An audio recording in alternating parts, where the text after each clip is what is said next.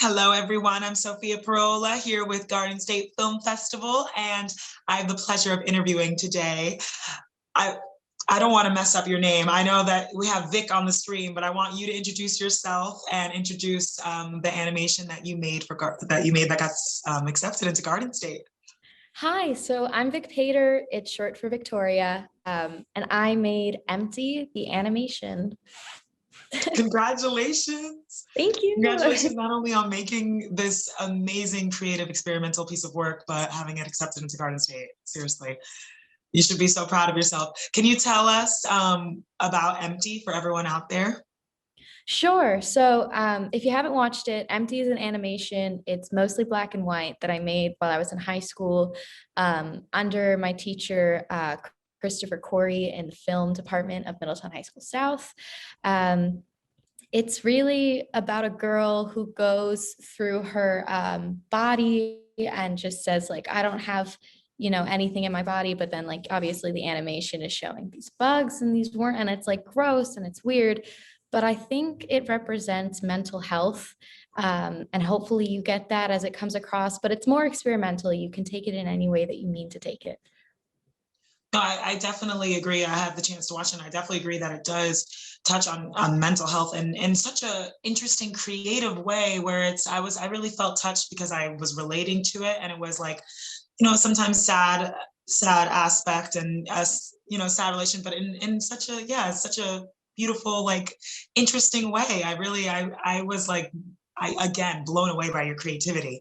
I would love to ask so you said you made this in high school. How did the process start? How did the idea start? And I know nothing about animation. Please just tell us about making it and creating it. Sure. So it was digitally created on Adobe Animate because, it sounded like the thing to animate on. Now I know that there are a lot of other animation platforms, but that's the one that I kind of learned on. It basically started with me just writing this poem that I workshopped it a bit after, but it's mostly the same that I just wrote in one of my classes that I was bored in. And I thought, I want to do something with this, but doing it on a live person sounds a bit hard. So why not animate it? That'll be easy. And then it wasn't. And it took months, and it was such a great process. Honestly, I failed a bunch of times. I didn't remember to save a lot of things. But when I was able to create something that moved on the screen from nothing, I think that that's the beauty of animation. I can make the character do whatever I want. I'm the director, Omega, like the actor doesn't have to, go with what I say. It's more like that's exactly what I wanted it to look like. And I'm not an artist by any means, but I would make a character and then I'd make it move. And I don't know, it turned into this really cool project that I hope it means a lot to people. Oh my gosh, that's so amazing. It definitely meant a lot to me. And right away, I could tell that a lot of people will really be moved by this piece. And I love that you said that it took that long and you failed and you didn't save things, because that's art and filmmaking, and experimenting is trial and error, and the fact that you didn't give up, and not only you didn't give up, you made it, but it got accepted into Garden State, and I'm guessing it came out how you pictured it in your head. Yeah, well, hopefully, I think it did. Yeah. Wow. So it was your poem you're writing, which is a beautiful poem. Are you the voice a voice in the animation? Oh yeah, I am. I, took our little snow globe mic that we had in the classroom, and yeah, I just talked the poem, and it took a few times because, like, some days I'd sound a bit groggy, and then eventually I was like, I like that voice. I like that one of mine. Wow. Oh my gosh, that's so cool. So did you make this animation all by yourself? Did you collaborate? What went into the making of it? Sure. So Mr. Corey, my teacher, he helped with critiques and things, and also my stepdad, because he knew the actual process better.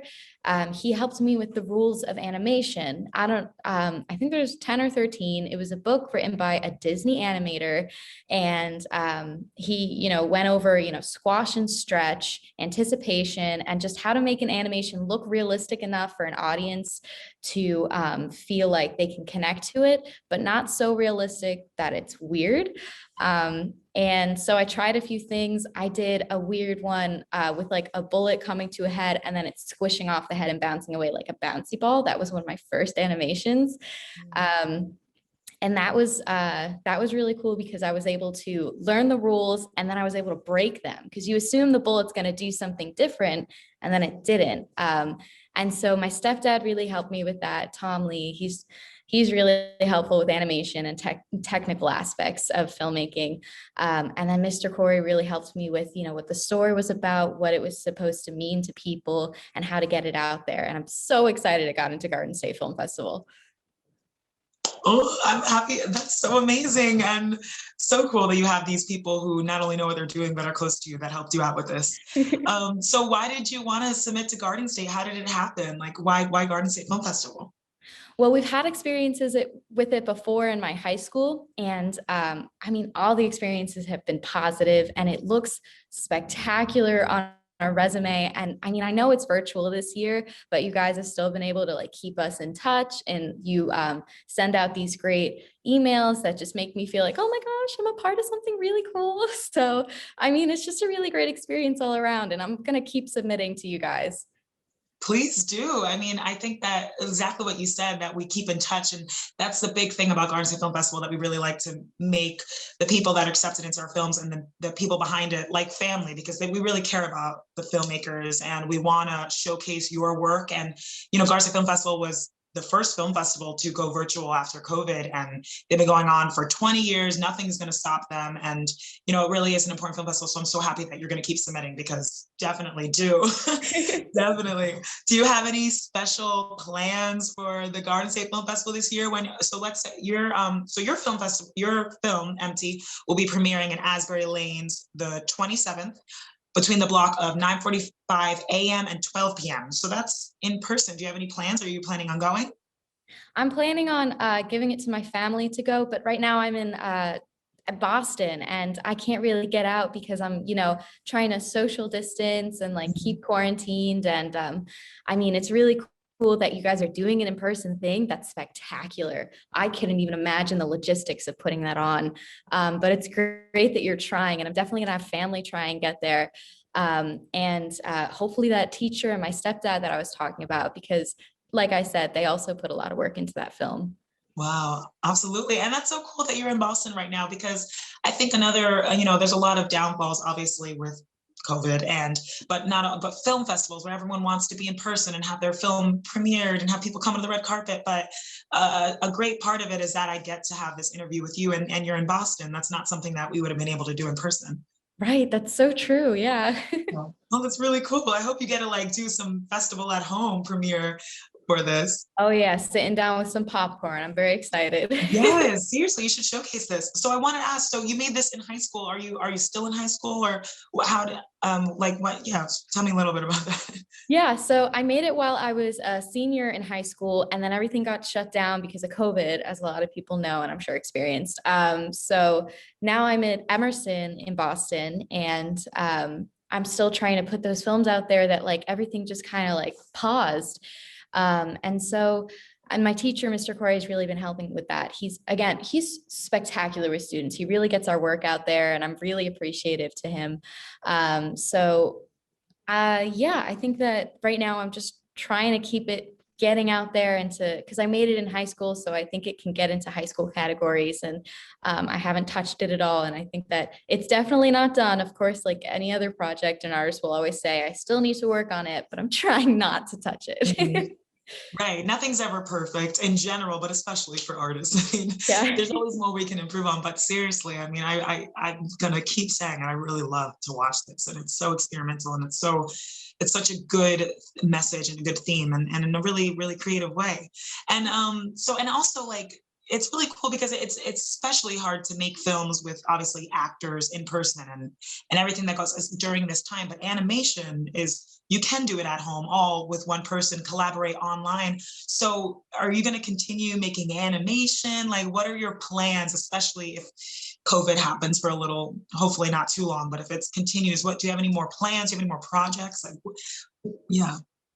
So one of the things that I'm working on right now is actually kind of a documentary. I'm not sure what it's turning into. I'm interviewing a lot of editors and animators, and it's great because I can do it all over Zoom like you guys are doing. And it's all about how post-production processes are really important, and not a lot of it has changed. And it's a great career path to go into because even with COVID, the work you get might have changed, but where you do it and how you do it really hasn't. And it's just this great opportunity to learn and work on new projects. And I think I'm taking advantage of it. Wow. Yes, I'm happy that you're doing that. But congratulations on that, and best of luck to you with that process. Just before we finish up, I'd love, personally for me, I mean, I'm not an animator, but I wish I was after watching this. Any advice out there for filmmakers or people who want to do animation? Like, what would you like to say to them? I think I'd like to say that I'm not an artist. I don't know how to draw.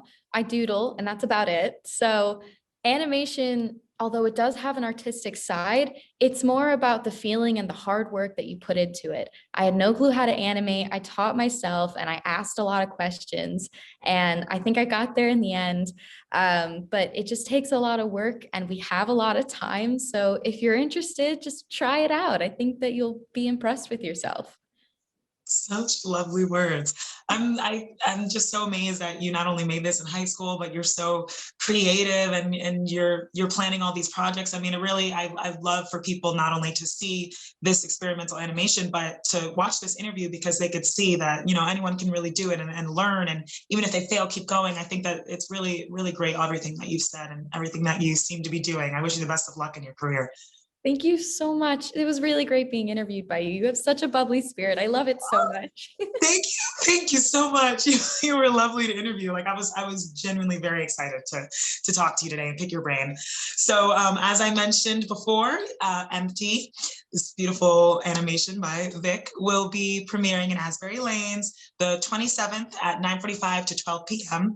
And definitely, I would love to say everyone should really take the chance to watch it because it really was a beautiful piece of work. And Garden State Film Festival, as we said, we're like family. Your success is our success. We want to see this film grow and your career grow. So keep submitting to Garden State and keep in touch. And thank you so much. Thank you for having me.